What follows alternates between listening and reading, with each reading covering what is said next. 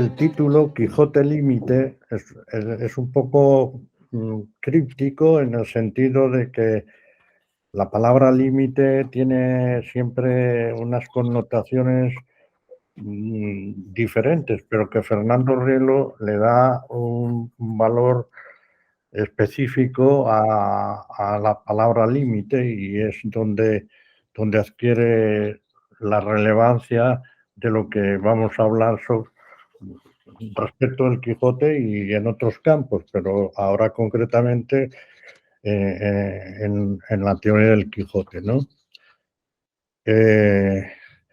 O sea, lo que quería decir es que no, que cuando Rielo utiliza la palabra límite, no se está refiriendo a limitación. Para él hay una doble, hay una separación entre límite y limitación, ¿no? Entonces, el límite, la limitación es siempre algo, el término limitación se refiere a lo finito, a lo que tiene está condicionado, no está, por lo tanto, totalmente libre, ¿no? Mientras que la palabra límite, que en expresiones como llevar las cosas al límite, que lo utiliza con frecuencia, o en este caso, pues el Quijote como límite, pues tiene ese el sentido de apertura, de apertura, de potenciación más bien, ¿no? Es llegar a lo máximo, a la potencia máxima, llevar las cosas a ese extremo abierto que es el ser humano. O sea, esa es la concepción antropológica también de Fernando Riero, ¿no? La apertura, hoy modernamente, algunos más vulgarmente hoy, utilizan la palabra ir a tope, ¿no? Se utiliza como muy deportivamente, ¿no? Estar a tope o trabajar a tope, ¿no? No es exactamente eso, pero está en ese campo semántico. La palabra límite es llevar esa trascendencia, esa aperturidad que tiene el ser humano constitutivamente, o sea, ontológicamente, pues ponerla en funcionamiento en toda potencia, ¿no? En todas las dimensiones o características del ser humano. Y ahí es donde aparece justificado este título, ¿no? El Quijote, el Quijote como límite, ¿no? Simplemente es expresar esto, ¿no? Nosotros los seres humanos somos finitos, pero estamos abiertos al infinito. En el pensamiento antropológico, en la antropología de Fernando Rielo, pues el infinito es solo Dios, ¿no? Y el ser humano y sus acciones, todas las acciones del ser humano, llámense mecánicas o psicológicas, espirituales, pues son siempre infinitas, pero abiertas al infinito, no tienen una dirección, un sentido, ¿no? Van enfocadas esa aperturidad, va enfocada siempre hacia el infinito. Bueno, el apoyo bíblico es amplio, pero no lo vamos a tocar en este caso para explicar esto. Yo creo que con esta pequeña noción pues se despeja un poco esa aparente sorpresa, entre comillas, del título que acabamos de explicar, ¿no? El título de hoy, Quijote Límite, ¿no?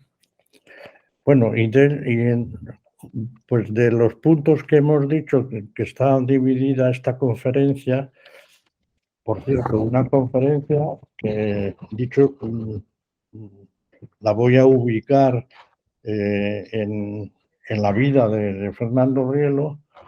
Han pasado ya más de 40 años que escribí esta conferencia, Fernando Rielo, y la leyó concretamente en Washington el 13 de noviembre del 80, y en Lima, la misma conferencia la leyó también el 5 de diciembre, ¿no? Siempre del año 80. Por lo tanto, han pasado, no han llegado a eso, pero casi 43 años, o más, algo más de 42, ¿no? Las ideas que están ahí, evidentemente tienen un contexto de su tiempo, pero también son todas las ideas son válidas, siguen siendo válidas bajo mi punto de vista, pero esto ya lo discutiremos después de que eh, eh, el profesor Schwanzer nos explique la cuestión general, que es la que vamos a ver hoy. Me parecía muy interesante el concepto que acabas de explicar del límite, porque tiene una importancia muy grande, pero no es límite en el sentido de limitación, sino en el sentido de plenitud tan grande que ya no se puede ir más allá. Es decir, que es una cosa característica del Quijote que ahora, cuando lo has dicho, pues estoy plenamente de acuerdo con ello después de haber reflexionado. Bueno, saludaros afectuosamente a todos y deciros, pues bueno, que he leído atentamente el tema. Rielo es como a la vez que profundo, pero hay que releerlo para, diríamos, meterse en su piel para realmente ver qué es lo que quiere decir, que se tarda. En ese sentido, y también conectando con lo que tú has dicho, Jesús, es como un clásico que hay que releerlo y que, como también tú has apuntado, pues resulta que esto lo ha dicho hace 40 años, pero como tú también has dicho, pues es posible que tenga ahora plena actualidad y que eso lo veremos luego en el coloquio. Bueno, pues voy despejando poquito a poco, siguiendo el esquema del artículo y un poco haciéndolo, pues bueno, clarificándolo sin demasiadas aportaciones por mi parte, ni mucho menos. Primero, el preámbulo, que hace unas pequeñas notas que nos ponen, que nos sitúan. Que lo primero, el Quijote, pues que carece primero de virtuosismo, tanto científico como literario. Es decir, él no se atiene a tener el prurito de la ciencia, diríamos, como para aparentar que es profundo, etcétera. No entra en eso, ni en la sofisticación de eso. Y además incluso tampoco en el literario, porque hay que ver el prurito literario, el virtuosismo literario, pues en fin, puede tener como mucha apariencia y carecer de contenido y demás.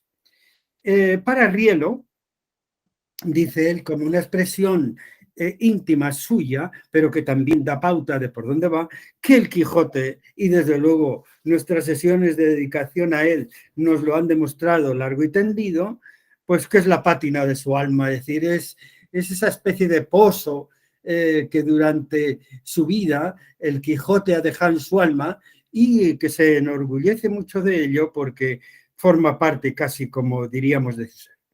Luego hace ver cómo las innumerables interpretaciones del Quijote algo quieren decir, pero además desde todos los ámbitos. Recuerdo Guterres, el secretario general de la ONU, no hace mucho hablar del Quijote en plena, hay que ver, hasta ahí llega y en ese momento. Bueno, será por algo, dice Rielo, será por algo, porque son bien distintas. Y si son bien distintas y de tantos puntos de vista diferentes en el espacio y en el tiempo, pues debe ser por algo, es decir, que hay algo verdaderamente insólito en la riqueza del arte que hay en el fondo del Quijote. En síntesis, dirá él, Cervantes pasó al Quijote la mística española. Quizá esa sea, incluso yo creo que de las sesiones que vamos viendo, es como el trasfondo de lo que hay. Es decir, es como que la mística española está traspasada allí, y ya hemos visto días atrás, en otras sesiones, las referencias continuas a San Juan de la Cruz o a Santa Teresa, que empatiza con ellos, me refiero a Cervantes y en el Quijote, continuamente. Vamos a la cuestión general. De las 5 puntos que trata el artículo, vamos a la primera, que es un breve excursus sobre los procesos artísticos europeos y cómo, diríamos, tomando de ellos, al fin y al cabo el plateresco va por ahí, por ese tomar de continuamente, pues cómo se va depurando esta posición de Cervantes en el Quijote, que tiene naturalmente diríamos, una tradición enormemente rica, pero que hay que ir hilando para llegar pues, a la conclusión final del artículo que llega. Primero, dentro de esto, Atenas. El arte griego. Pues el arte griego tiene 2 dimensiones bien distintas que ya nos dice algo de por dónde va la cosa. En la arquitectura, lo vemos en los templos griegos. ¿Qué impera en la arquitectura griega? Los templos de Sicilia. Yo recuerdo cuando estuve allí de excursión, digo, ahora veo in situ a esto que tanto hemos estudiado y que diríamos, vemos las expresiones pétreas de la filosofía griega, el reposo, el equilibrio. Es que se mira un templo griego y es que te recoges en ti mismo. Es una auténtica maravilla. Reposo, reglas, medida, academicismo. Y esto fundamentalmente en la arquitectura. Pero en el teatro no. En el teatro es justamente la movilidad, lo cambiante, lo popular, lo que no tiene límites, lo infinito, como vamos a ver también ahora bien pronto. Bueno, estos son, diríamos, como los modelos estéticos que se plasma, dirá Rielo, en lo noético y en lo eidético. Lo noético, que es lo que acabamos en cierto modo de expresar, que es lo finito, bien conocido, bien articulado, bien dimensionado en sí mismo, y lo eidético, que es diríamos, la forma pura, es la esencia que, pues bueno, las esencias difícilmente se las pueda tocar, es lo infinito, ¿verdad? Bueno, y esto impregna lógicamente toda la filosofía y la dialéctica del ágora en Grecia. Bien, como digo, lo noético es lo finito, que representa naturalmente, el representante es Parménides. Parménides, con ese reposo del ser parmenídeo bien limitado y bien acotado. Lo idético, en cambio, es lo infinito, que representa naturalmente Heráclito. Y ambos, es curioso, ambos parten, diríamos, de la noción del ser, pero la reflejan y la proyectan de estas 2 maneras diferentes. Bien, entonces, el esquema que se traduce en el arte griego es, como digo, la arquitectura con esa nousía, sería el sustantivo correspondiente a lo noético. La nousía finita y quieta de Parménides y la eidesis, que sería eso, el conocimiento exacto, el conocimiento esencial, la búsqueda de la verdad, etcétera, que representa Heráclito. Pues bien, Viene el cristianismo y el cristianismo prefiere a Heráclito por lo de lo infinito. Vale. Apuesta por él y por esa dinámica de infinito que naturalmente el cristianismo va en plena, diríamos, articulación suya. Dios es infinito.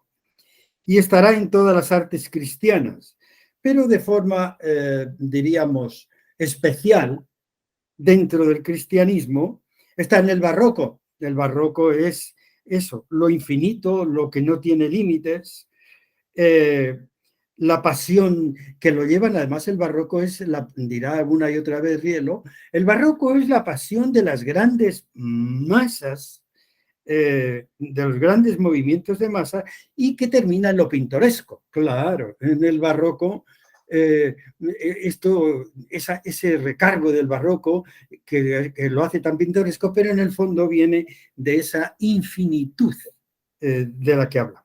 Pero curiosamente, en España, el barroco no va a olvidar el elemento noético y finito. No se va a plegar solo diríamos, al movimiento infinito, sino que va a tener, va a hacer suyo, en cierto modo, pues haciendo síntesis entre esa parte de, diríamos, de mesura, de medida, que en medio de ese barroquismo va a inserir, y esto es típico del arte, y es el plateresco, claro. El plateresco es la unión de esas dos formas, pero bien claro que es una, diríamos, una síntesis muy peculiar, que bueno, él dirá ya de entrada que la arquitectura más clara de la síntesis de estas dos cosas es el Escorial, como veremos en el penúltimo punto de la charla. Esta manera plateresca de la arquitectura pasa a las letras, claro, también. No se queda en la arquitectura, pasa a las letras, claro. Es decir, al ámbito donde ya veremos a Góngora y a Quevedo, pero sobre todo donde más vamos a verlo va a ser lógicamente en el Quijote. Es decir, lo plateresco invade el ámbito de lo infinito e idético, cuya expresión máxima estamos viendo que es del barroco. Y dirá Riel, esta, diríamos, manera plateresca que pasa las letras, se ve ya desde Berceo hasta Alfonso X el Sabio, y desde Alfonso X el Sabio a Cervantes, sobre todo en el Quijote. Bien, pasemos al arte romano, que es el segundo punto de la charla. El arte romano. Pues bien, sabemos, en fin, los que hemos trabajado en filosofía, y no solamente en filosofía, sino en los demás ámbitos, que Roma fundamentalmente hace suyo todo el arte y el pensamiento y la cultura y la literatura griega, pero él, diríamos, tiene un enfoque pragmático. Por eso el derecho romano será lo más identificativo de lo que aporta Roma a la nuestra y en general a la civilización del mundo, pero evidentemente su pozo último es griego, claro. Esto habría que aplicarle a aquello que dijo, me parece que en la Edad Media respecto del cristianismo y los griegos. Dice, el cristianismo en este sentido como pensamiento está en los hombros de un gigante, es un enano en los hombros de un gigante. ¿Quién es ese gigante? Pues bueno, la filosofía griega, que ha dado lugar a tantas cosas, a que Roma llegara a ser lo que fue, y que el cristianismo, pues también, naturalmente que el cristianismo hizo de la filosofía griega la forma de expresión dogmática suya, que dicho sea entre paso, estoy estudiándolo ahora, cuando vienen los teólogos queriendo naturalmente poner en su sitio ahora y hacer una lectura actual de los orígenes de del Evangelio, etcétera, y ponerlo, y tienen que hacer, por lo visto, no me quiero meter en líos, pero os lo digo porque, bueno, pues estoy trabajándolo mucho y me está admirando, que es que ahora, bueno, hay que volver incluso más allá de Nicea y ponernos allí, sí, sí, con toda la riqueza que ha habido, pero ponernos justamente a la fuente misma y no al riachuelo que ha corrido durante siglos y siglos. Vale, pero perdonadme el excursus que digo. ¿Qué hace Roma? Incorpora los dos elementos. El primero, saca al edificio del anonimato al que estaba sometido en Grecia, con sus columnas y su friso. Es decir, lo saca del anonimato. Lo que decía antes, cuando uno va a Sicilia y ve los griegos, pues resulta que dice, son todos igual. Todos, es curiosísimo, podía haber, no, están hechos por el mismo patrón. Bueno, pues ese anonimato Roma lo va a eliminar y va a eliminar esas columnas y ese friso y va a hacer otra cosa. ¿Qué es esa otra cosa que hace Roma aparte de eso? Introduce la bóveda. Mirad el Panteón romano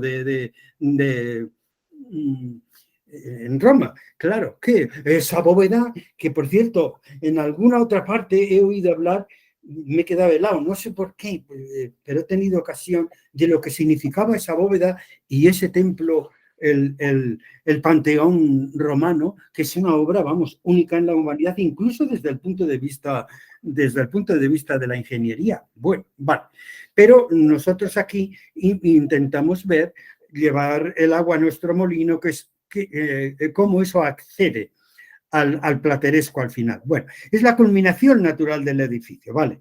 Y así se abre, frente al gótico, por ejemplo, se abre el espacio vital de la nave del edificio, con la bóveda se abre a un espacio trascendente, de un mundo trascendente al nuestro.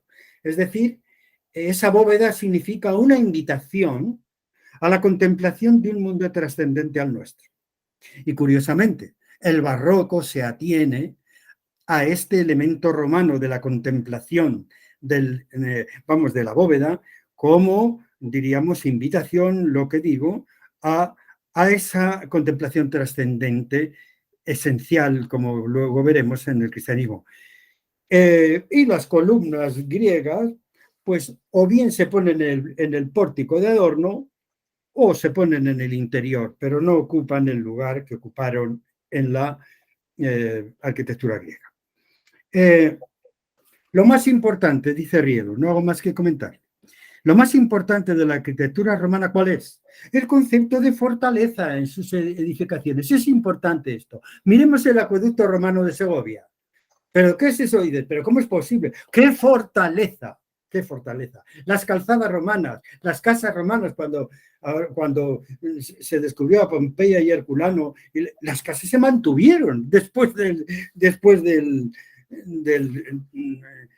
seísmo, vamos, de Herculano y de... Bien, entonces, esa fortaleza en sus edificaciones, que curiosamente no tuvo demasiada importancia en el ámbito militar, dice Rielo con mucha perspicacia. ¿Y por qué? Y dirá, pues porque el ejército romano nunca estuvo a la defensiva, estuvo a la ofensiva imperial y entonces las batallas militares se daban en pleno campo, nunca tras fortificaciones porque no había lugar a... Es decir, el Imperio Romano fue una expansión increíble, pero allí no había fortalezas, no había diríamos, sin embargo, no había en ese sentido fortalezas militares porque no eran necesarias, como digo, por la lucha en el campo abierto. Pero en España, los íberos tomaron este concepto de fortaleza. ¿Dónde? En sus recintos amurallados. Hemos dicho, sí, el acueducto romano de Segovia, de acuerdo. Pero miremos ahora las ciudades amuralladas que decimos, sí, sus cimientos eran romanos. Es decir, ahí estaba la idea romana de de lo que he dicho antes, es decir, de la fortaleza de los edificios. Curiosamente, al filo de las ciudades amuralladas emanaron los castillos. Esta vez sí, como defensa y educación militar. Es decir, los castillos eran, dirá Rielo, edificios autónomos diferentes de las catedrales, autónomos respecto a las catedrales, pues porque tenían una misión de defensa y de educación militar. Pero dirá Rielo, el castillo es la pieza clave del plateresco y símbolo de una concepción del mundo. ¿Por qué? Porque aparte de la preparación y formación militar que se hacía en los castillos, había otra íntima, otros castillos íntimos, está aludiendo a Santa Teresa, ¿no? Claramente. Vale, entonces, había una versión militar y otra mística. Esta mística correspondía a los monasterios, que son como el ámbito religioso y místico que representaban los castillos en el ámbito militar. Pero diríamos, las dos cosas van unidas. Y esas dos cosas van unidas, es decir, el patio de armas es militar y los monasterios son la mística.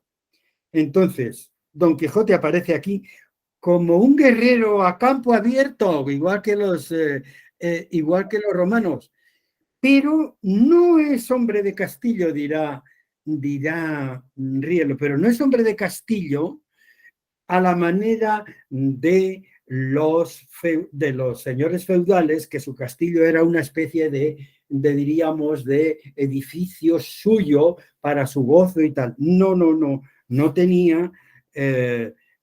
Don Quijote en este sentido no es hombre de castillo, aunque sí hombre de guerrero a campo abierto, pero que llevaba también, lógicamente, diríamos en sí, ese aspecto guerrero y el místico de los monasterios. Total, aquí aparece Don Quijote como guerrero a campo abierto y como hidalgo que lleva la nobleza de las virtudes, que también, diríamos, es un guerrero y un monje. Las dos cosas unidas. Y es otro... Bien, demos otro paso. La aparición del cristianismo en sentido fuerte en todo lo que vamos llevando. Ya tenemos Grecia, tenemos Roma. Y ahora aparece el cristianismo en esta, diríamos, secuencia que vamos haciendo y viendo las aportaciones de cada uno de ellos. El cristianismo trae una nueva concepción de la arquitectura y de las letras, de ambas cosas, destacando aquí diríamos, lo noético y lo eidético. Vale. ¿Qué aporta el cristianismo a lo que, porque los griegos se ciñeron a la forma estética, los romanos más bien a la forma pragmática, técnica, como hemos visto, pero ahora aparece el cristianismo, ¿y qué es lo típico suyo?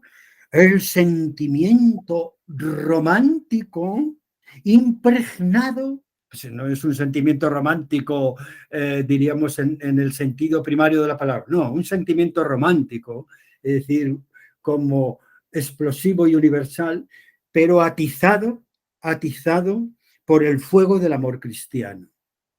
Es decir, ese romanticismo proviene naturalmente de ese amor cristiano de fondo que le alimenta, que le da sentido y que es la síntesis, como digo, de nousía y eidesis. Bueno, entonces, lógicamente ya el romántico cristiano aparece como paradigma de una realidad que, por una parte, tiene una función hacia lo trascendente, hacia lo infinito, claro, y por la otra también apunta diríamos, a la perfección de nuestra constitución humana. Esta pasión romántica prende también en España, dirá Rielo. Y además prende bien pronto, desde los padres apostólicos hasta los padres visigodos, que bien que la hacen suya, según él, que son pues los de Sevilla, sobre todo, San Julián, San Leandro, San Isidoro. Esta nueva forma lleva consigo, dirá Rielo, una delicada armonía, es decir, el romanticismo cristiano impregnado de amor, lleva a una armonía de la vida que es, diríamos, casi completa. Hay momentos en que esta visión es tan unitaria que hay si he entendido bien, hay como una especie de impresión en la que todo tiene sentido y armonía. Es una plenitud en que Dios, el hombre, la naturaleza, el cosmos, todo tiene sentido, todo está relacionado, todo está impregnado de ese sentimiento romántico amoroso. Y esto se vierte en la piedra, que venimos viendo en la piedra, en el plateresco, este sentimiento. Y también, no solamente en la piedra, sino en la vida, en vida. Entonces, en vida, este sentimiento armónico total que acabo de decir, que impregna a Dios, al hombre, a la historia y al propio individuo, al cosmos, en una unidad completa, la hace en vida Don Quijote. En piedra, el plateresco. Plenitud sobrenatural de este espíritu romántico que convierte la expresión castellana en pura metáfora plateresca, dirá Riel. Y ahora, claro, para ver esto más desmenuzado todavía, compara, lógicamente, diríamos, ya enfocado hacia las letras, compara la visión del Quijote con Góngora y con Quevedo, que, bueno, pues son coetáneos, participan de esto que estamos diciendo, pero ¿en qué medida lo hace Góngora? ¿En qué medida lo hace Quevedo? ¿Y en qué medida lo hace Cervantes en el Quijote? Para verlo mejor todavía, que es la comparación del Quijote con Góngora y Quevedo. Platerescos fueron todos, claro. Y dirá, yo creo que con un poquito de ironía, dice Rielo, fueron platerescos antes que barrocos, que quede muy claro por lo que venimos diciendo continuamente en la expresión. Platerescos antes que barrocos, porque la identidad española es antes plateresca que barroca. También será barroca, pero no en su esencia, sino yo diría casi que en lo más superficial. Vale. Entonces, la platería de Góngora es la platería de un concepto que es a la vez la palabra. Vale. Es decir, une el concepto y la palabra de tal manera que pero la platería de Quevedo es la platería de un concepto que no es palabra. Es decir, que Góngora crea un plateresco nominal, porque parece que cuando leemos a Góngora solamente manejamos nombres, manejamos palabras, pero naturalmente allí hay también concepto. Y al revés, cuando manejamos a Quevedo, dice, es un plateresco epistémico, pues porque parece que allí no hay la palabra, no hay palabra, hay solo concepto. Es decir, la platería de Quevedo es la platería de un concepto que no es palabra, es todo concepto. Vale. Bien, entonces el barroquismo de Góngora, siendo la palabra el concepto, claro, ¿qué es lo que dificulta? La sintaxis del lenguaje, es decir, el manejo de la pura palabra pues plantea problemas de sintaxis del lenguaje y a su vez el barroquismo de Góngora y el barroquismo de Quevedo, pues está, si el de Góngora estaba en esa, diríamos, dificultad de la sintaxis del lenguaje, el de Quevedo, diríamos, es el problema de que maltrata la sintaxis del pensamiento. Con tanto concepto, ¿cómo se unen? Diríamos, ¿cómo encajan en el lenguaje? Resulta como muy duro. Ambos rompieron la unidad conceptual y verbal que vemos en el Quijote. En el Quijote se da esta unidad de palabra y concepto, pero ello no es algo meramente ornamental, como podría uno sospechar de que lo pudieran hacer otros. No, es sustancial. En el Quijote, el lenguaje es pura desnudez, dirá Rielo, pura sustancia que se apoya en un ideal de vida absoluta, de la cual hay que hablar todo, pero sobriamente.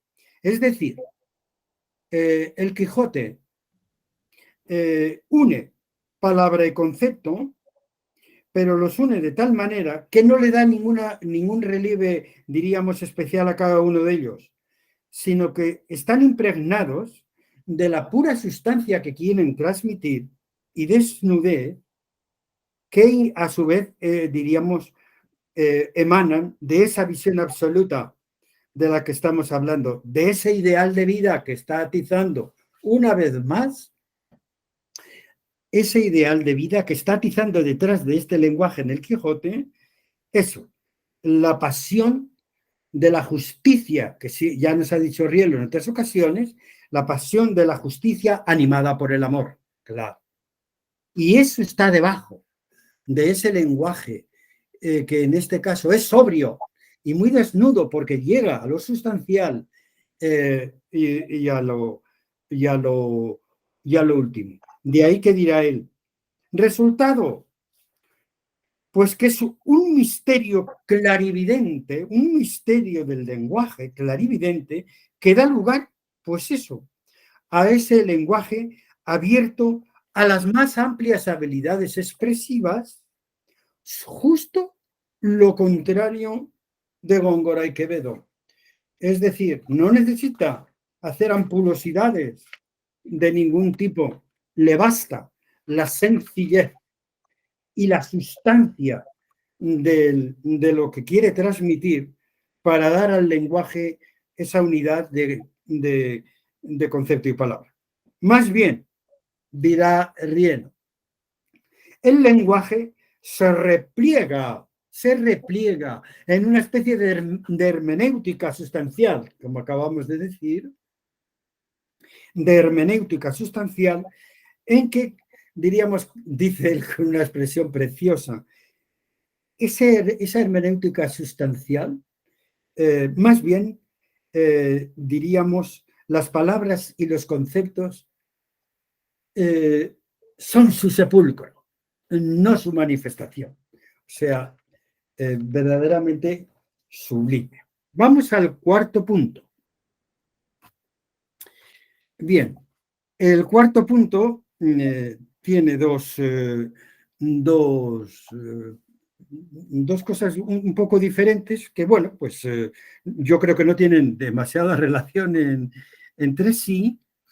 No tienen, creo, relación entre sí, pero bueno, él las redacta en el punto cuarto y así lo veo. La primera es de este punto cuarto, pues diríamos a las claras, el monasterio del Escorial, cosa que vimos antes, es el palacio natural de Don Quijote, porque el monasterio del Escorial es, como hemos dicho, el monumento arquitectónico más sintomático del plateresco. En el ámbito de la arquitectura, el Escorial es la forma más pura del plateresco. El ímpetu del barroco no ha podido destruir ni transformar el espíritu del plateresco, por mucho que lo intentara. Por eso, dirá Rielo, el Escorial es el prodigio del reajuste de Cervantes en piedra, el reajuste en piedra, de una palabra y de un concepto ajenos a toda vanidad de lo que sobra al ser y al decir. Es decir, monumento plateresco a lo que acabamos de decir antes, de esa unidad, de esa, diríamos, unidad sustancial,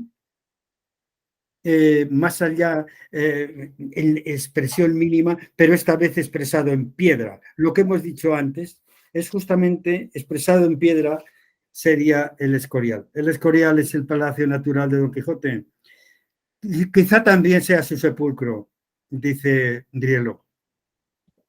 Y claro, lo he dicho ya, que el Escorial es la obra por excelencia del estilo hispánico, del plateresco, cuya esencia, una vez más, es una realidad mística.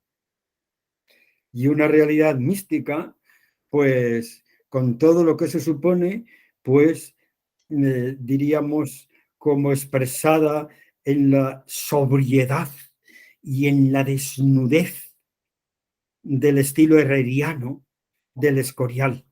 Esa desnudez herreriana y esa sobriedad fundamental, en ella se enmarca ese espíritu ascético místico de la España de Felipe II. Luego Rielo introduce ahí un aspecto muy curioso que a mí me ha llamado la atención y que ya lo digo de entrada, lo respeto pero no lo acabo de entender y no estoy de acuerdo. Una vez hay que, sí, porque mira que es sugerente y atractivo, pero aquí yo digo lo que dice Rielo, lo interpreto y doy mi versión. El Quijote introduce una categoría no vista en el plateresco arquitectónico y que es algo personalísimo, es el ridículo. Bien, este ridículo formal se asoció a lo pintoresco que traía el barroco de Italia, claro. Lo pintoresco y lo ridículo pues están muy cerca. Y eso más bien, diríamos, viene de fuera, viene del barroco italiano, no de España. Si lo pintoresco asociado a lo ridículo de una imagen del barroco de arte de mal gusto, claro, no sucede esto en Don Quijote. Quiero decir, el barroco a veces hay que decir, se está pasando de la raya, ¿verdad? Se está pasando de la raya y puede, a través de, diríamos, de lo pintoresco, estar ya en el ridículo. Cierto, no sé si vosotros alguna vez tenéis esa impresión, pero yo sí que la he tenido. Y entonces, en Rielo lo expresa muy bien, digo, Don Quijote puede parecer ridículo, claro, claro que lo puede parecer. ¿Lo es? Ah, ese es el tema. Cuando uno ve un aparente ridículo, no se atreve diríamos, a llevar ese ridículo a la realidad. ¿Qué ocurre ahí? Dice Rielo. Que Don Quijote hizo suyo el ridículo sin hacer el ridículo. Justo, esa expresión. Yo esto que dice Rielo, modestamente, pero hacía tiempo que algunas veces cuando he pensado en la figura de Don Quijote, lo he sentido. Digo, este hace del ridículo como una expresión más de su compleja figura. A través del ridículo dirá algo, pero no es ridículo. Y dirá entonces Riel, ¿dónde está el origen de este ridículo? De este ridículo que entrevista a Don Quijote. En la némesis, en la imitación de algunos de nuestros santos de aquellas edades, de aquellas épocas, que se hacían con lo ridículo, lo hacían suyo y lo representaban bien.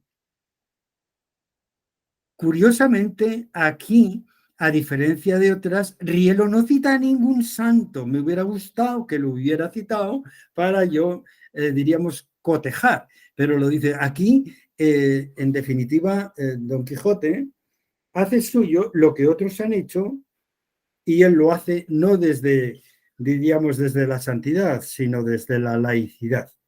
Bien, vale. No cita nombres. ¿Y cuál es la motivación? Evocar, dice textualmente, evocar las horas ridículas y trágicas de Cristo desde el Domingo de Ramos hasta la sepultura de esto. Sinceramente, yo aquí no estoy de acuerdo. Yo no veo el aspecto ridículo de las horas ridículas de Cristo desde el Domingo de Ramos hasta, no lo sé, tampoco hace él ninguna alusión a el ridículo concreto en aquella hora dramática. Yo, desde luego, sinceramente, no lo he visto y así os lo manifiesto. Último punto de la... Muy en consonancia con lo que acabamos de decir. Los elementos sustantivos del barroco que faltan en el Quijote, claro, naturalmente, lo estamos viendo, que diríamos que el plateresco español frena al barroco como diríamos, como forma que desborda y que España le pone los pies le para y no le deja naturalmente porque tiene otros elementos. Bueno, pues son dos elementos sustantivos del barroco importantísimos que en España no, y concretamente que en el Quijote, son rechazados. Primero, la mezcla, más que mezcla, yo diría la unión de la libido, de la libido y de la mística. Y segundo, una fe crítica. Ambas cosas. Bien. Ambas cosas del barroco son desechadas en el Quijote. Veámoslas una por una. La primera, la mezcla de líbido y mística. Claro, la mezcla de ambas cosas da lugar a tensiones de la carne y el espíritu, problemas psicológicos muy complejos, naturalmente, y que dan lugar a estados de ánimo, etcétera, dubitativo, veleidad psicológica y ciertos desequilibrios. ¿Cómo se puede mezclar lo místico y la libido? Por cierto, aquí es verdad, destaca este aspecto.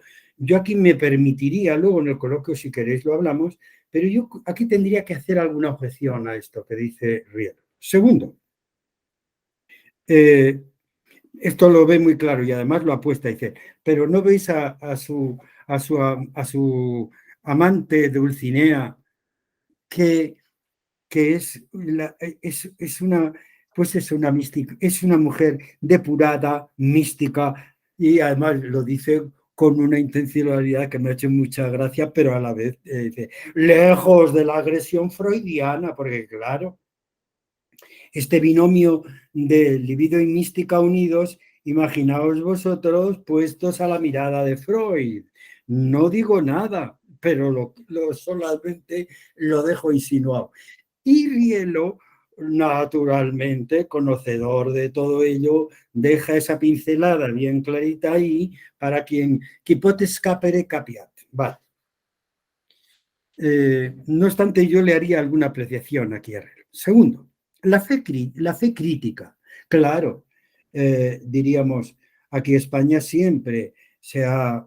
esto es uno de nuestros valores que ahora entendemos casi con contravalor. Nuestra fe siempre ha sido, diríamos, compacta, sin fisuras. Pues no, ahora la fe es crítica, se convierte se convierte en el movimiento de masas del barroco y entonces lleva diríamos, la fe al dolor de una crisis que estalla en la división de las confesiones cristianas en las guerras de religión del siglo XVI, ¿verdad?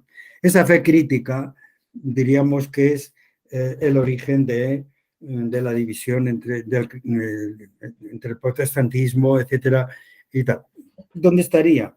En una fe no compacta, no diríamos, no fiel a sí misma, sino con fisuras. La fisura, sobre todo de la duda, que en Descartes estalla, claro, la duda metódica, que lleva definitivamente a la filosofía a la fe, a ser crítica, a la filosofía y también en este sentido en parte a la fe, y que ha subsistido ya prácticamente siempre.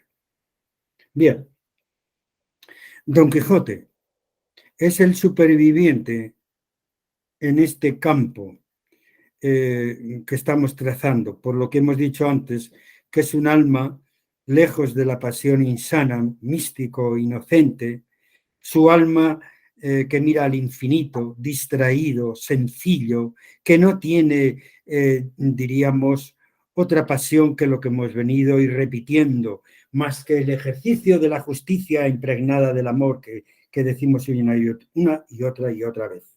El Quijote obra que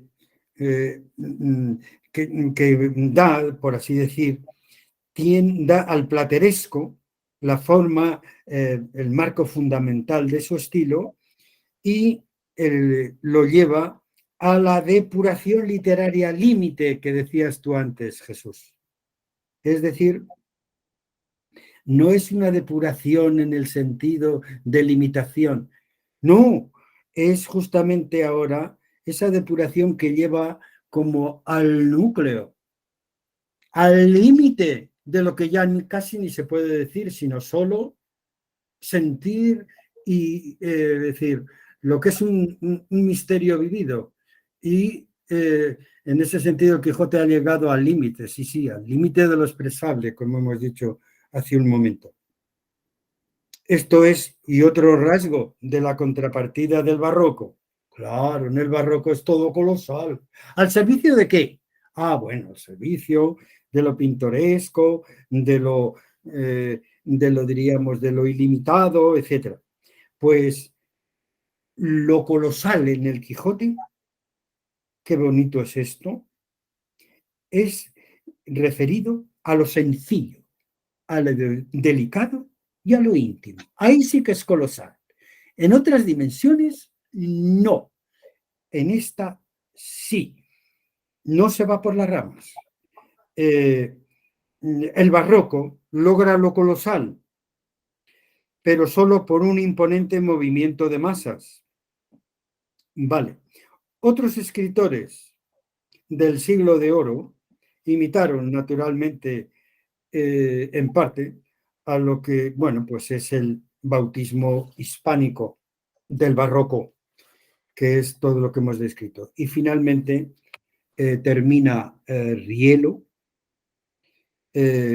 con estas dos pinceladas que son las dos virtudes fundamentales del Quijote. La primera, incorpora al lenguaje la riqueza plástica de los plateros, la riqueza plástica del estilo plateresco, que, bueno, pues ya sabéis que es un estilo de síntesis de todo lo que, de todos los estilos que ha habido en España y que el plateresco lo recoge y lo formaliza y le da equilibrio y le da orden y demás. Y el romanticismo guerrero de nuestros místicos, esto. Alguna vez he oído, y lo he dicho muchas veces, cuando España, después del impulso de la Reconquista durante tantos siglos, 7 u 8 siglos, explota literalmente, tuvo dos opciones. Haber explotado respecto a sí misma y haber sido pues una segunda Grecia, o explota saliendo de sí misma a conquistar mundos enteros, no solamente para España, sino sobre todo para la fe. Ese romanticismo guerrero de nuestros, de los que llevaron a América la conquista, iban atizados por los místicos que no salían del claustro. Una fuerza misma les unía. Eso es lo que creo que está diciendo aquí Rielo. La suprema sabiduría, en definitiva, es la vida en el espíritu. Y bueno, pues yo ya he terminado, así que vosotros diréis.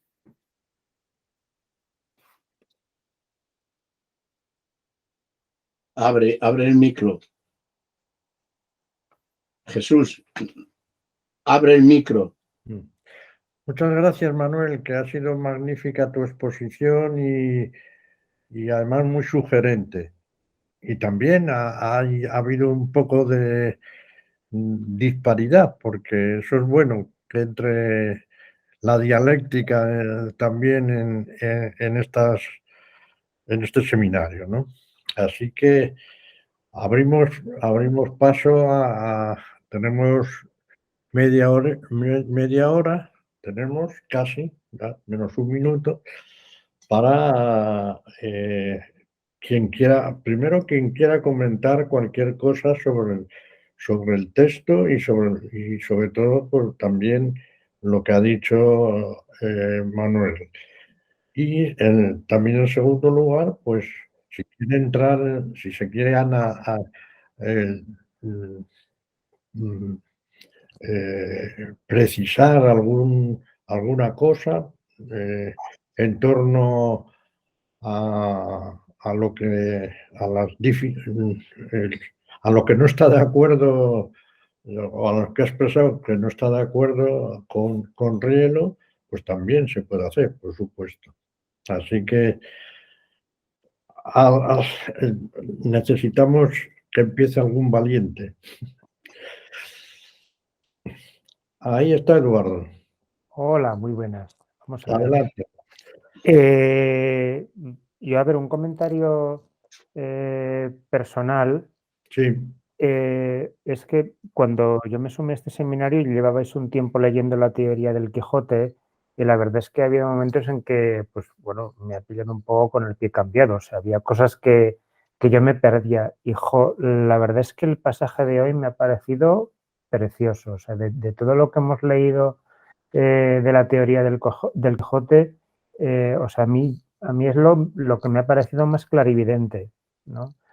Quizás también porque, bueno, pues también voy leyendo algunas cositas y estos últimos días, providencialmente, estaba leyendo yo la concepción mística de la antropología.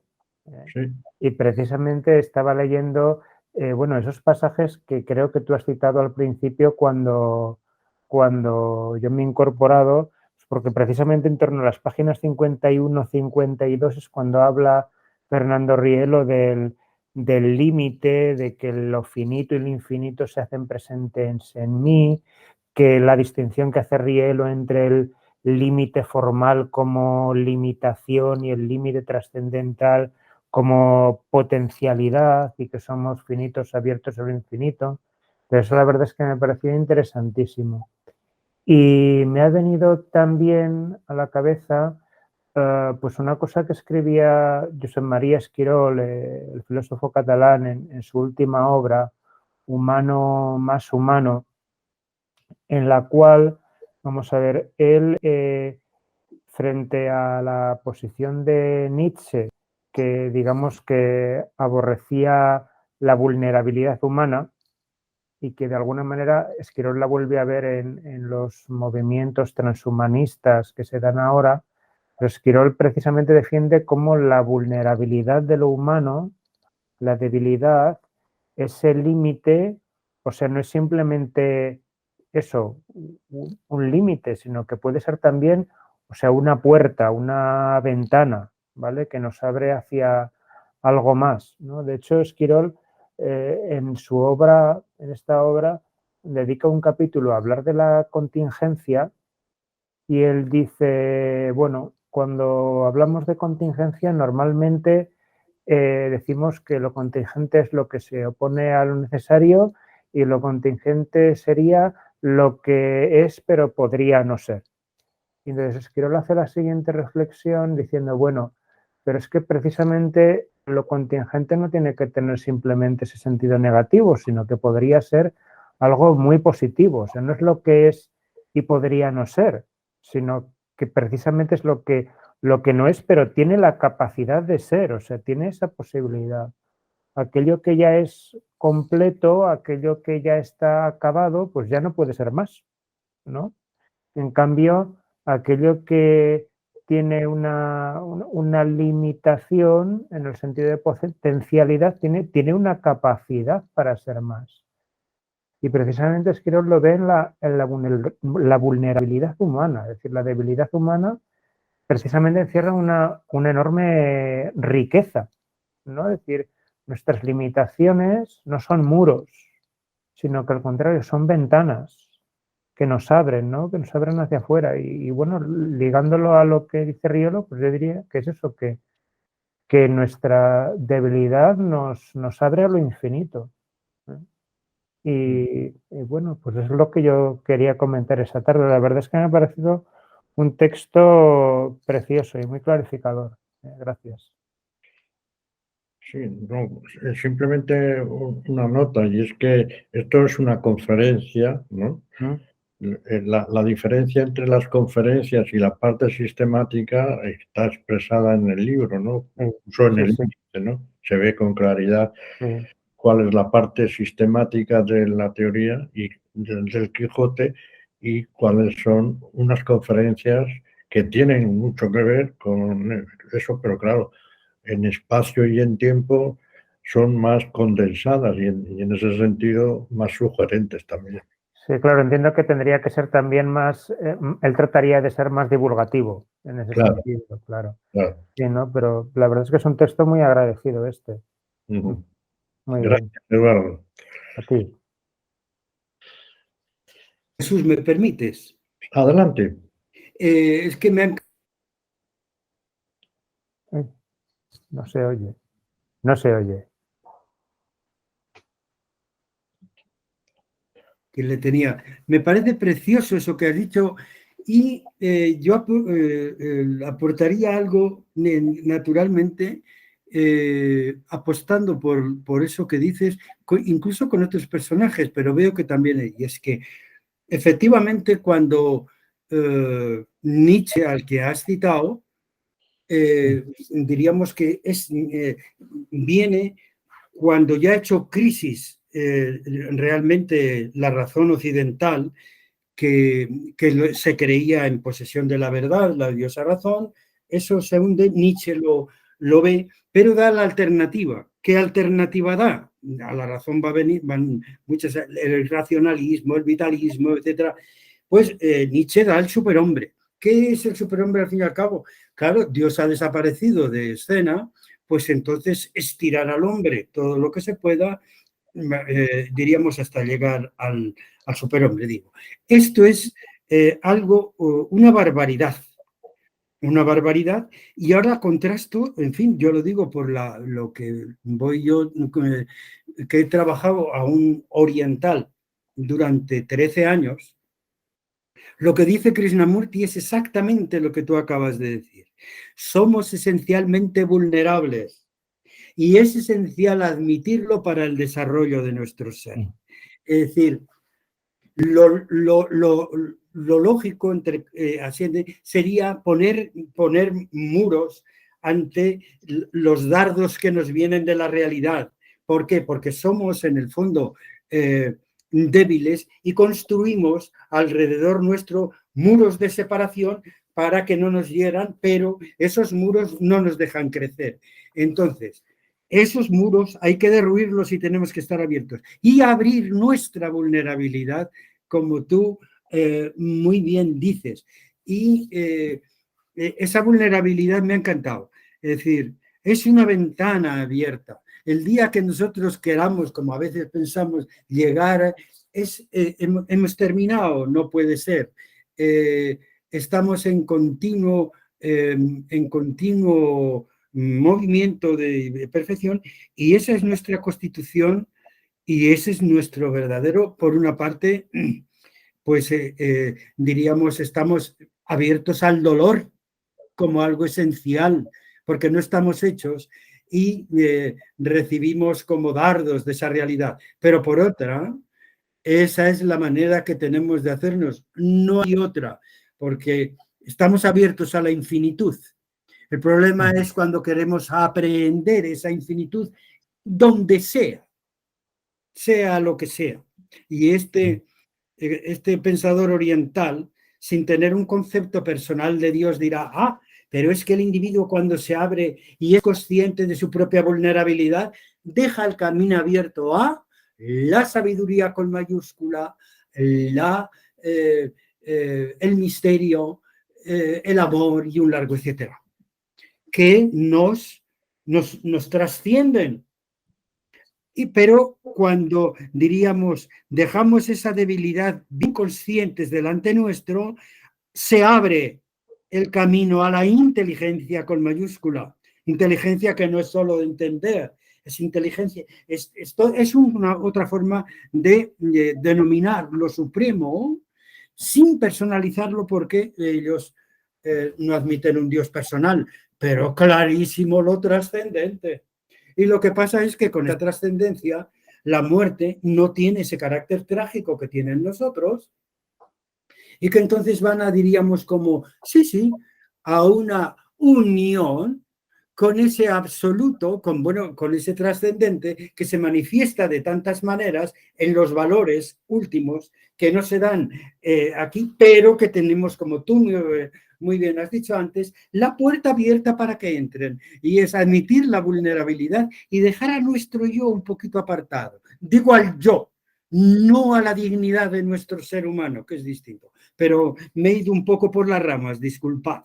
Sí, volviendo a esto, la verdad es que Nietzsche en ciertos aspectos en muchos aspectos es enormemente fascinante, en el sentido de que realiza una labor profética de denuncia de los males de la modernidad, pero digamos que es un profetismo inacabado. O sea, al final, pretendiendo superar la modernidad, presenta un superhombre que en el fondo es muy moderno. O sea, ese es un profetismo, el de Nietzsche, que yo diría incompleto, inacabado. O sea, es decir, yo creo que denuncia bien, pero la propuesta sigue siendo pues la misma. O sea, es decir, volver a la modernidad. Y en cambio, Esquirol, cuando habla de la vulnerabilidad, no solamente la plantea como ventana, sino que llega a decir que es una ventana metafísica, ¿no? que nos abre. Es decir, nuestras heridas, nuestra vulnerabilidad, en el fondo es la ventana metafísica que nos abre. Sí, Jesús. José Ángel. Sí. Bueno, estoy de acuerdo con lo que ha dicho Eduardo como síntesis de lo agradecido que es este texto. Yo también me he sentido más a gusto leyendo que otras páginas en otros momentos. Y a ti, Manuel Anselmo, querido condiscípulo, pues muchas gracias por tu tarea de dilucidación y de buen. Yo tenía 2 o 3 cosillas que me chirrían un poquitín y que no tienen. Entiendo que cuando empieza la conferencia, Rielo tiene que llamar de alguna manera la atención del público y tiene que decir alguna frase. A mí no me cuadra demasiado la absolución de especialistas y escritores. Hombre, es verdad que le pueden absorber los especialistas, porque él no se presenta como científico, pero si todo el desarrollo de la conferencia tiene que ver con el arte, arquitectura y palabra, letras, decir que pide la absolución de lo literario me parece un poco exagerado. Es un matiz que no tiene más relevancia, pero bueno, me parecía que tenía que decirlo. Ese es el carácter de Rielo. Sí. No, entiendo que como recurso literario expositivo está muy bien, porque cualquiera que está escuchando aquello pues bien, me parece estupendo. Luego otra pequeña deficiencia, un pequeño asunto es cuando cuenta de Grecia, dice estético. Yo quiero reivindicar, yo quiero subrayar que para mí los griegos nos aportan, y hoy con mucha fuerza, la idea de la geometría como ciencia del abstracto, de las ideas, del espíritu, que es lo que en el fondo Platón refleja con aquello nadie entre aquí que no sepa geometría. ¿Por qué digo esto? Porque una de las cosas que más me duele intelectualmente y bueno, en la vida respecto de nuestra cultura actual es que hoy la palabra espíritu está diluida, malinterpretada, desoída y lejana.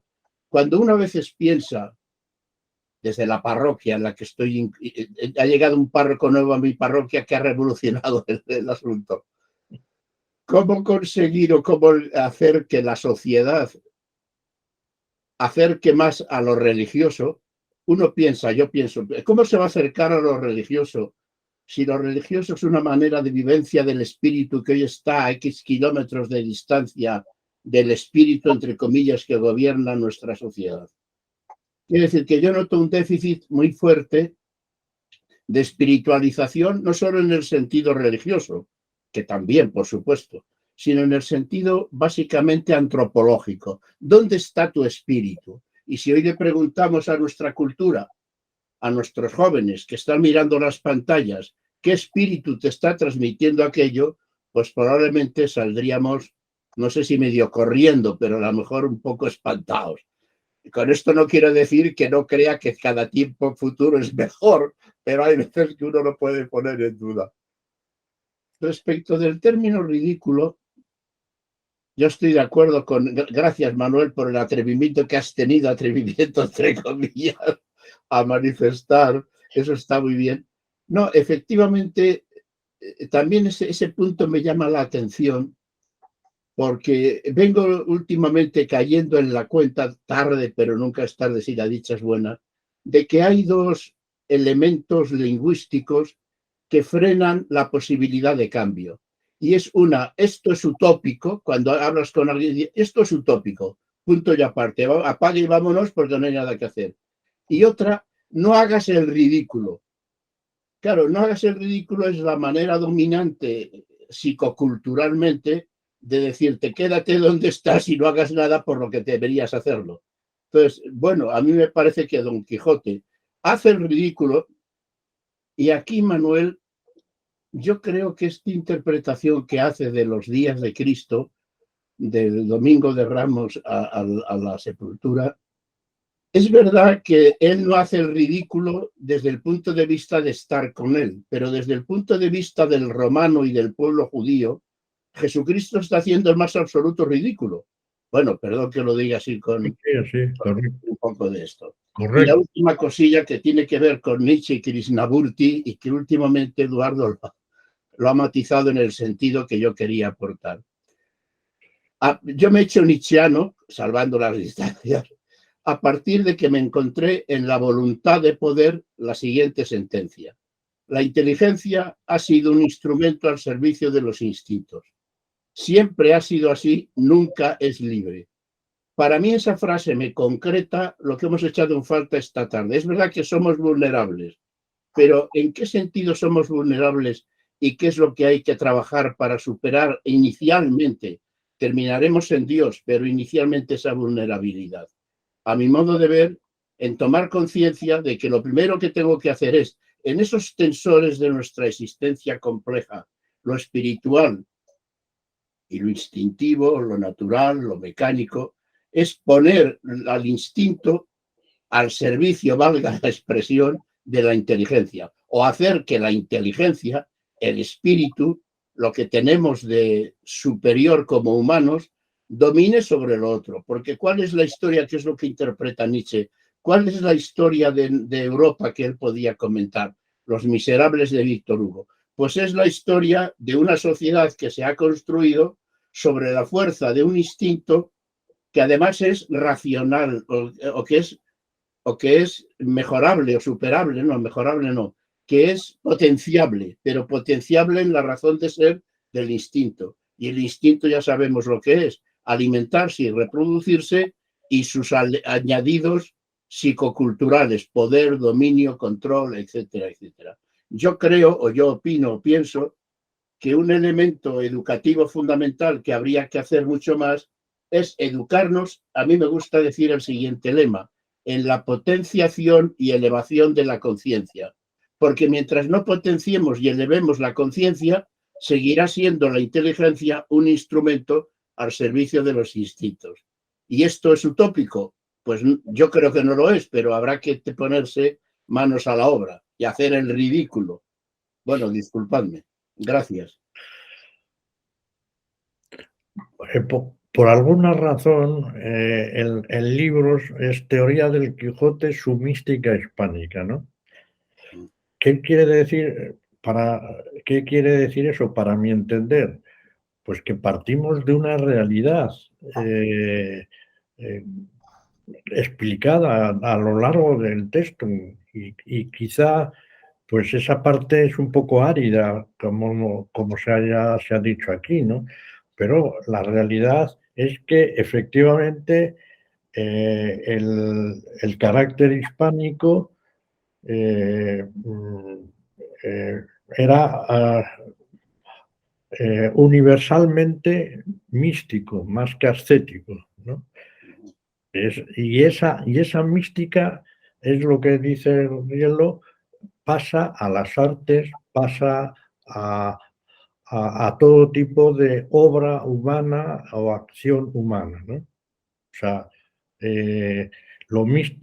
por eso dice esta frase también en muchos momentos, y en el caso concreto, la teoría del Quijote dice: Cervantes pasó a la novela la mística española, no al revés, no que la mística española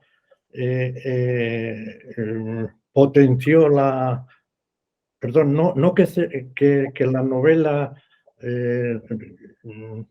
sí, la novela de Cervantes potenciase la mística, sino que es el intento de recoger de una manera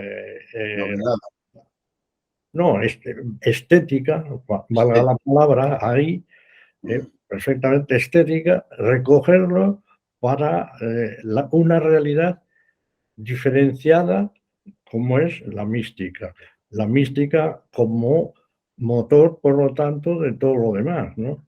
Y esa mística es la que explica por qué el carácter hispánico busca el plateresco, en el caso de todo lo que ha dicho el profesor Schwanzer, pues con respecto a al freno, al pie en pared que pone al barroco, por ejemplo, ¿no? Que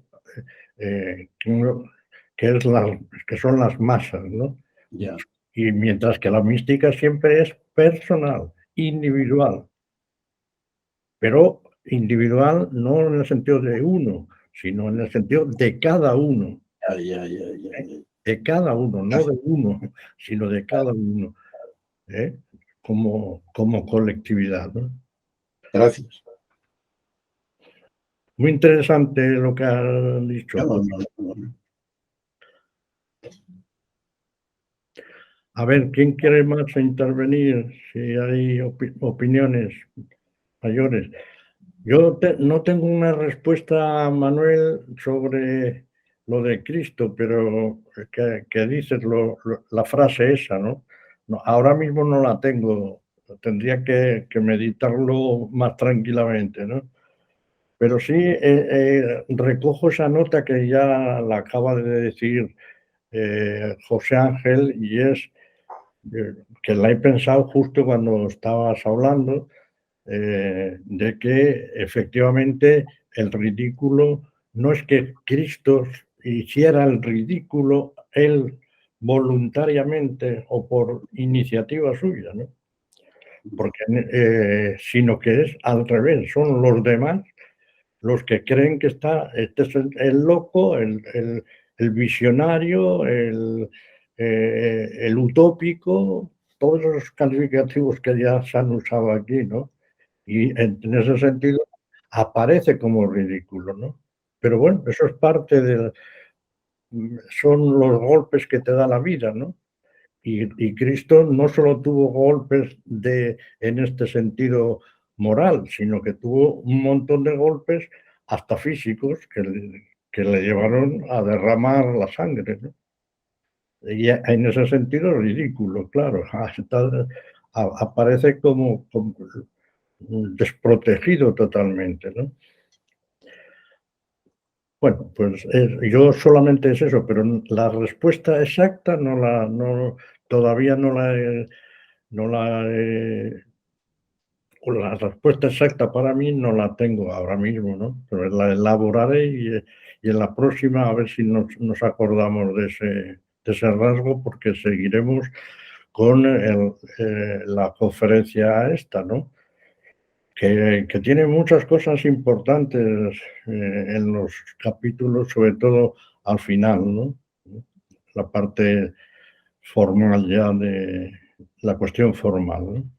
Me parece a mí que es una mística judía, sobre todo, heredada un poco del pueblo judío, porque creo yo que los grandes místicos españoles son todos de origen judío, y yo supongo también que el propio Cervantes era también judío, y es posible que quisiera preguntar un poco a ustedes que son más entendidos que yo de estas cosas, si piensan que hay influencia eso de la mística judía en Cervantes, y si Cervantes es posible que fuera judío, y eso se reflejara de alguna manera en lo que él dice del Quijote, cómo lo presenta en su obra, ¿no? No sé si tienen alguna cosa que decirme sobre el particular.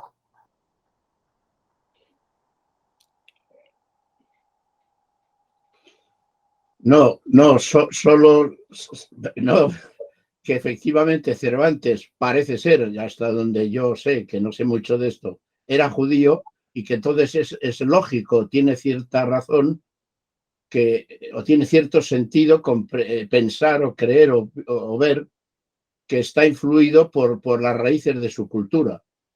Pero más allá de eso, mejor sería que me callase. Gracias. No sé, no sé. Bueno, en realidad todos tenemos algo de todo, ¿no? Un poquito. No somos razas puras, no somos culturas puras. Claro. Siempre hay una mezcla, hay una cierta influencias. Y eso es difícil. Esos estudios son difíciles de hacer para tener claridad, ¿no? Pero muy interesante la pregunta, claro, por supuesto.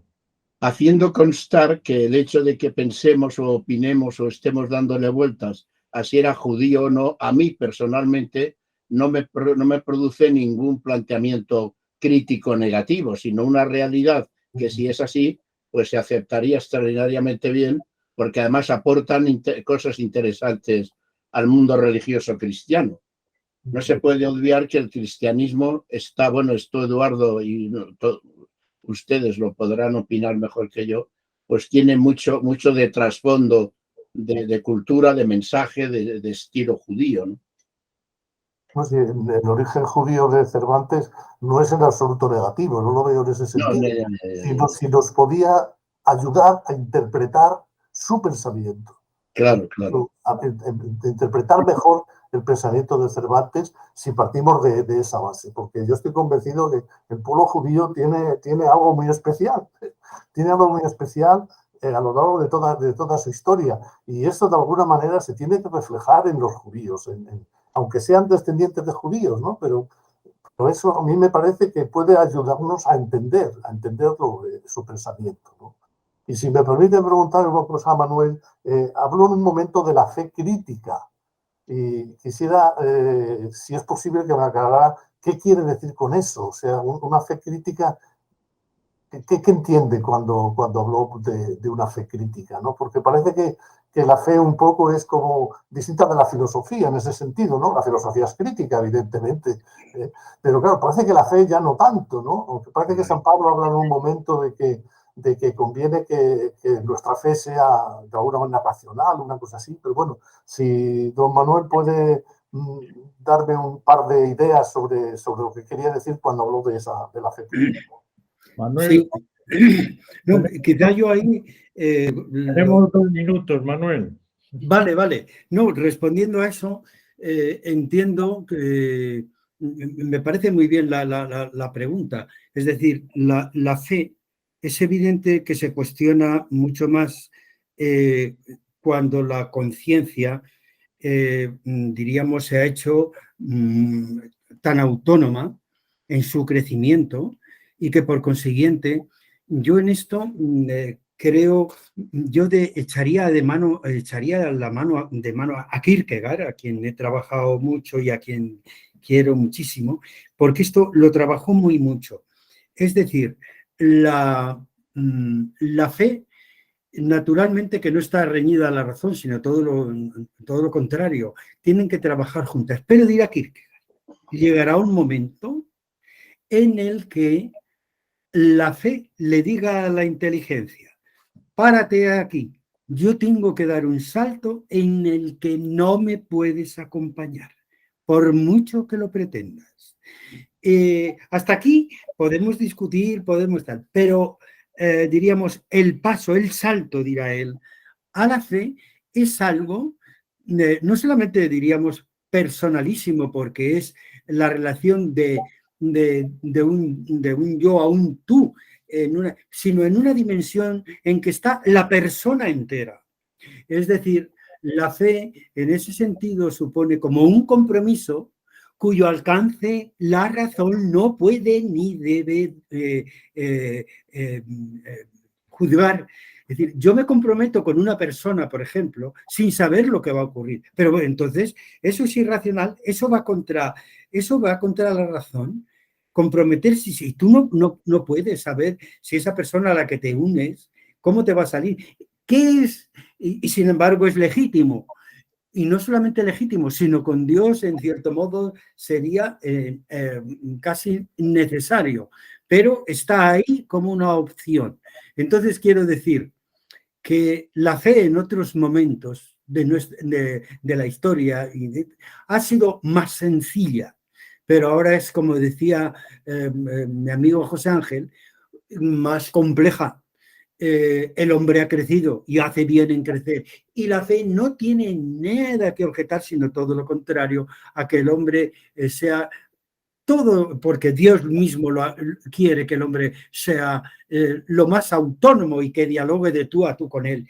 Más todavía yo me atrevería a decir, y uno trabaja ello, Dios quiere que tú seas autónomo y que no estés como pendiente, como un esclavo de lo que tú quieres hacer, de lo que tú tengas que hacer, como mirándole a la cara de todo. No, tú eres autónomo. Y es como si dijéramos que Dios nos diga: te he hecho autónomo para que tú, en todas las cuestiones, tú tomes tus decisiones, porque en el fondo me fío de ti. Ese fiarse, que es más protestante en ese sentido, que lo introdujo Lutero y que yo lo aprendí por Kierkegaard, pero que Lutero está debajo, aunque Lutero, pues en fin, como el propio Kierkegaard le dirá: tú nos has ganado la intimidad con Dios y la conciencia, tal, pero luego nos has traicionado la fe porque te uniste a los príncipes protestantes y entonces has cambiado el papado por los príncipes protestantes, total, que no, esto no tiene ningún sentido. Pero esto que estoy diciendo es fundamental, es decir, es como si dijera la fe madura que Dios se fía más de nosotros mismos que nosotros mismos, por supuesto, de él. Esa creo que es una gran madurez, lo cual no quiere decir que estemos completamente seguros, como antes apuntábamos en el otro coloquio, pero esto es verdaderamente decisivo, que la fe es una confianza en otra persona que teóricamente esa persona la merece de modo, diríamos, de modo completo, pero el paso le tienes que dar tú a esa persona, porque luego vienen las dificultades, naturalmente.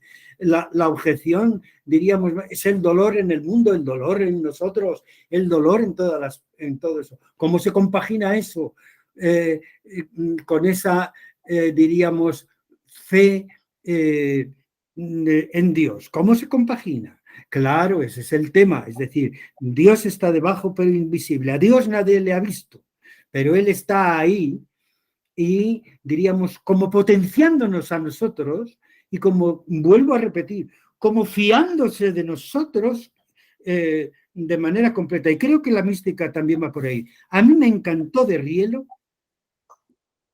el que en un trabajo que tuve que hacer era un libro que había hecho Juana de síntesis y me dijo que los pusiera. Y te dije una cosa que me impactó muchísimo. No vi la palabra pecado en todo el texto resumen del pensamiento de Rielo, porque estaba, diríamos, como tan impregnado de lo que significa, diríamos, lo gratuito de Dios en nosotros, lo místico al fin y al cabo, y ahora en cierto modo se ha planteado antes, primero es la mística que la estética, por Dios, y es mucho más la gracia que el pecado. Y esto es muy importante para que sea libre esa decisión que tomamos en la hora en la fe, que sea libre y confiada, que nos potencia a nosotros encima y nos lleva hasta el límite de lo que podemos hacer. Pero es que Dios se ha fiado de nosotros. Y eso es realmente lo que, en fin, yo quería decir. No sé si he dicho algo o no he dicho algo, pero en fin, ahí queda. Has dicho unas verdades como puños. Inspiradísimo.